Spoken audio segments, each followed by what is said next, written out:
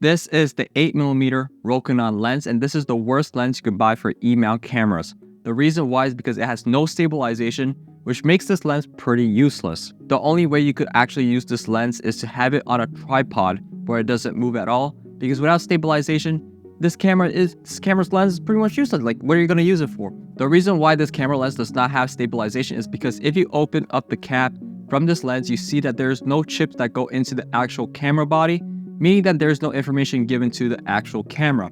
When that happens, that means that this camera footage does not get any of the stabilized information to use in Catalyst Browse. So what you have to use is the active stabilization from the body itself. When I turn on active stabilization with this camera lens, it turns out the footage warped a lot, like I said before. But when I turned it off and used warp stabilizer in Premiere, it turns out that that footage was also terrible because I had to crop it in so much, so I'd rather have active stabilization than having to use warp stabilizer later in post. I would highly recommend you getting the 11 1.8mm lens from Sony because it definitely has stabilization in it, because like I mentioned before, it has the little digital prints to go into your camera body, which sends information to stabilize your footage, which gives the information, of course.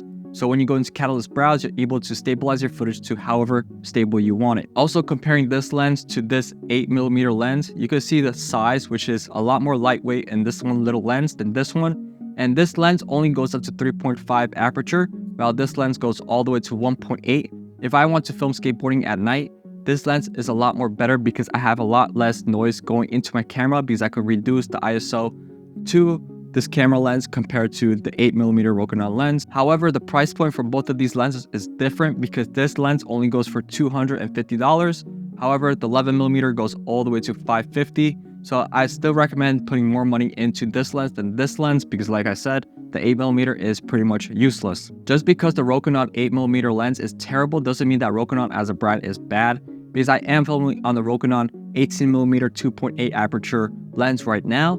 So it's not that Rokinon is a bad brand, it's just that one camera lens does not have stabilization. It's pretty much so useless.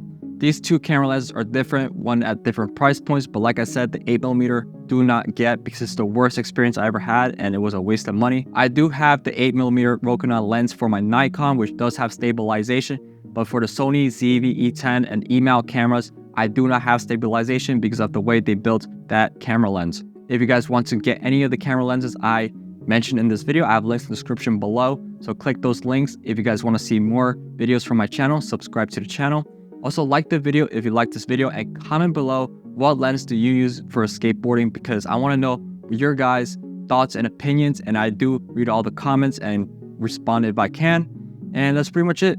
If you guys want to subscribe, and I'll see you guys for the next video. Peace out, y'all.